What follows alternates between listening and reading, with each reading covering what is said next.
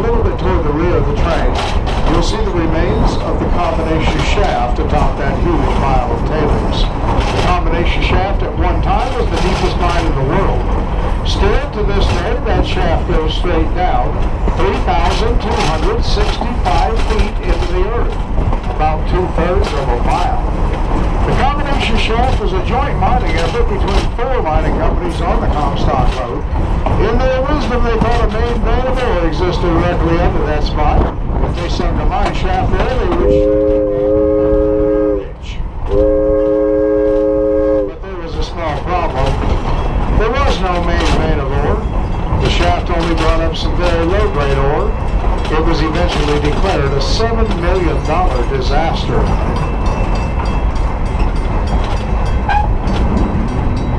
Now folks, in just a moment we're going to be passing underneath a 150-year-old ore trestle. Now this is how ore was brought from mines on the west side of the rails over to the crushers on the east side. Now, as we go underneath this trestle, I'd like you folks to take a look at the large rocks laying on the ground underneath it.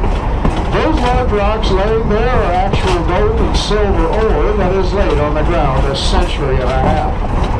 Now, the reason these rocks are on the ground is when they brought the ore across this trestle, if the rock was too big to go through the crusher machinery, well, they just pushed it off the top. So many of you folks are feeling a little bit lucky. Come on back later with a great big hammer. You can go to work on one of those rocks and you might just strike your fortune. Pretty sure it's a little luckier than a slot machine anyway. Now, when mining began on the Comstock Lode around 1860, the only way to get the ore down to the mills on the Carson River was by wagon and mule. It was very expensive, and it took over a week for a wagon load of ore to make it down the mountains. In 1869, a man named William Sharon on the board of directors of the Bank of California thought it would be profitable for that bank to build a railroad between Carson City and Virginia City. Construction on the railroad began in February of 1869 with 1,500 workers employed to build the line. Coming the 21 miles from Carson City to Virginia City, 7 tunnels had to be done through those washout mountains, and the railroad comes up nearly 1,800 feet in altitude.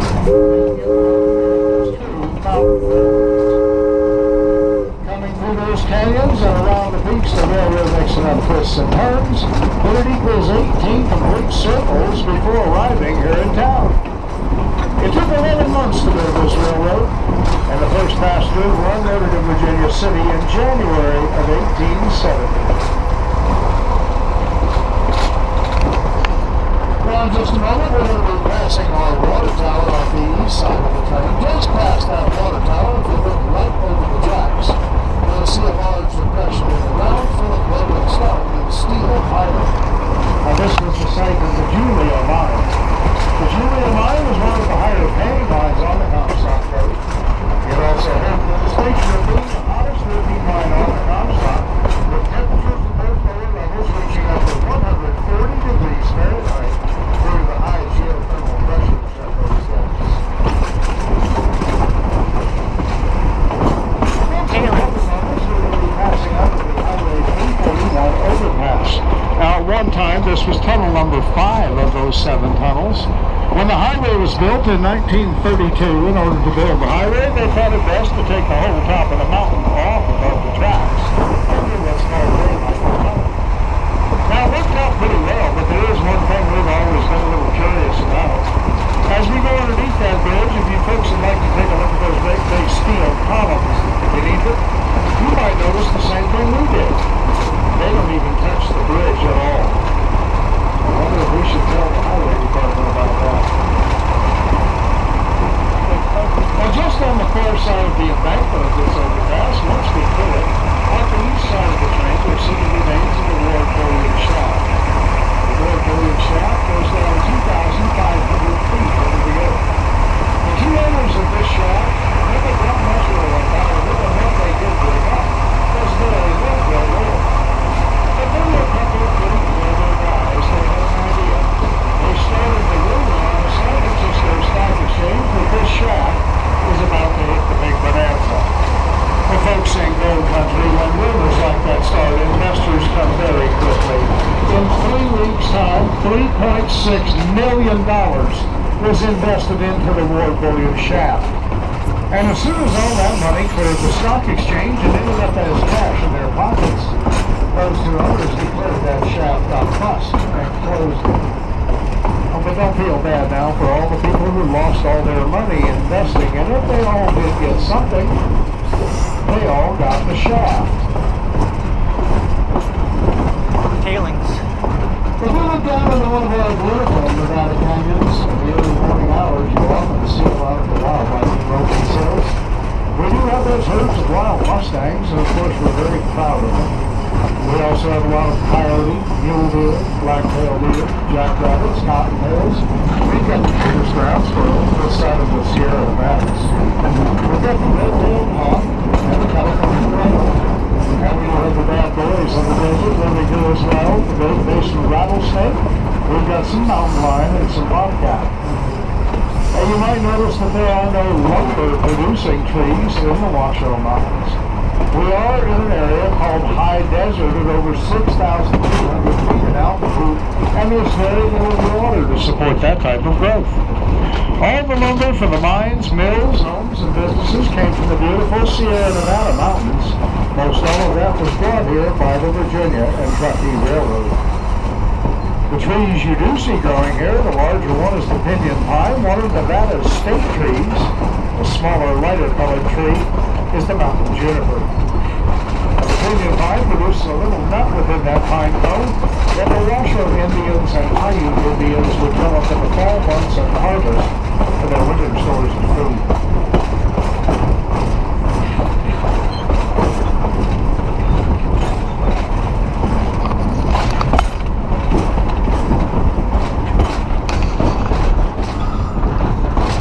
As we come around the curve down here off the east side of the train, on the near bluff, you'll see the remains of the East Yellow Jacket mine.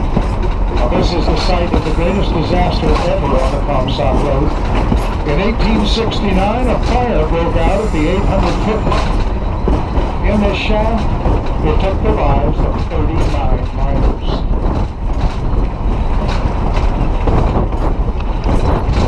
All those tailings. Now, folks, That's all. That whole mountain's tailings. That's tailings. For those of you folks who are awake at the dark, when we go through the tunnel, please close your eyes. Tailings. Tunnel number 4 is 486 feet long from end to end. We took those workers in 1869, 2.5 months, it was the home of solid rock with pick and shovel only.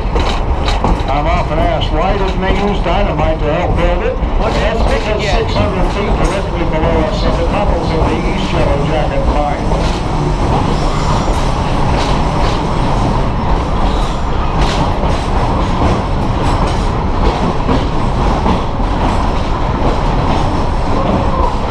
And the mountains that worked on the Comstock Road were really tough bunch guys.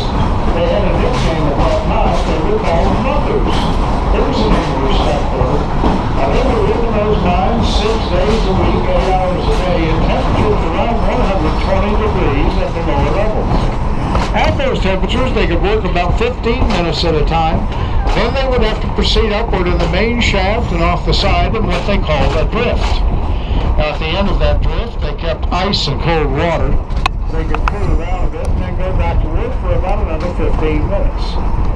During that period of time, miners around the world made about 80 cents a day for their labor. Miners on the Comstock Road were in such high demand, they became the highest paid miners in the world at $4 a day. Now, folks, that's the equivalent of $54 an hour now.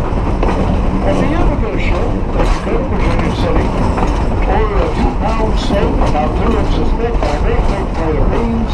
It would cost them about 50 cents.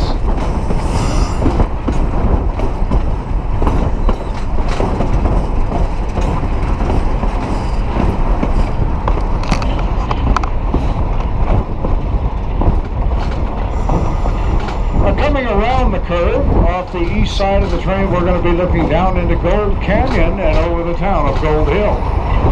Coming into view down in the canyon, you'll see a large steel roof building down there that is on time with the Crown Point Mill. Now the functions at the mills on the Comstock was to crush that old rock into mere dust. The dust would then be taken down to the processing plants on the Hudson River, where the gold and silver would be extracted by the mercury or cyanide recovery process. The Gold Hill Hotel and Saloon down there is the oldest operating hotel in Nevada. It opened in 1859 as a 10 Saloon. That stone hotel portion was added 2 years later in 1861. The brick front building with the 3 steel doors on the front of it at one time was the Bank of California. Now this area of Gold Hill was known as the Main Block, one of the cash and stock exchanges along the Comstock Road. There were days when up to $1 million would exchange hands in cash and stock right on that very street.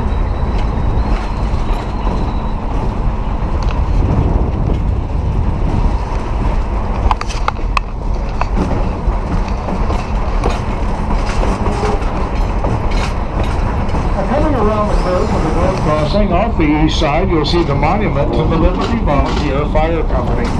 Now this was the fire company that protected Gold Hill from fires in the mines in the desert.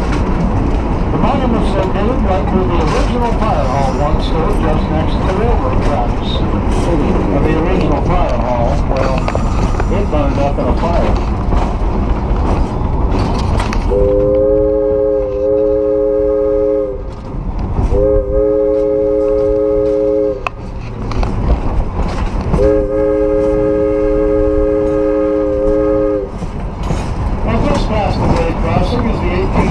Saw that. Saw that one. In the beginning, they thought that's all they would ever need. But by 1872, that little odd-shaped passenger wing was added to the front when Gold Hill's population went over 10,000 people. The Virginia Kentucky Railroad owned and operated this railroad station from 1869 until the line to Virginia City was abandoned in 1938. At that time, the railroad sold the station and all the property around it to Story County, Nevada, for the sum of $1. Now, coming up on the west side of the train, up on the hill, you'll see the remains of the Yellow Jacket shaft. A little bit about how it worked, folks. The large tower up on the hill is called the head frame. The ore was hoisted up in that head frame in large buckets, then dumped down these 2 steep chutes into this ore bin at the bottom. Once this ore bin was sufficiently full, those 3 doors on the front would be set up and the ore would be dumped into railroad cars to be taken for crushing and processing. Something a little interesting just off the east side of the train. If you look right over the bluff, you'll see the head frame at Crown Point Mile. Notice how those huge wooden timbers were plastered with concrete. That was done in an effort to prevent that head frame from burning in the event of a fire.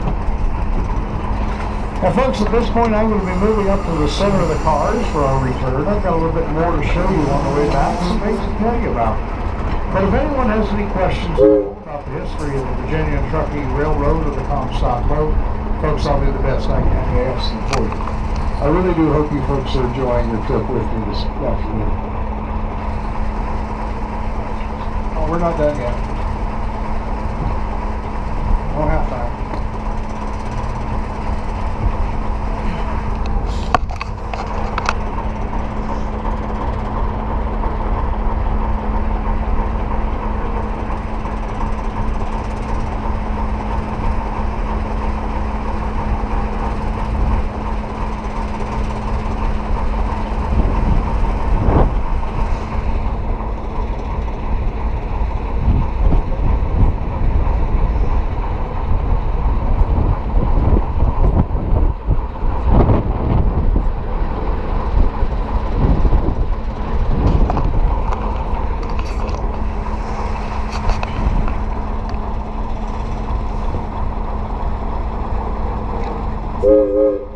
Now, a little advance notice to look at something. If you look off the west side of the train as we pull forward up toward the locomotive, that little bluff of dirt that's sticking out toward the tracks just past the head frame of the Yellow Jacket mine.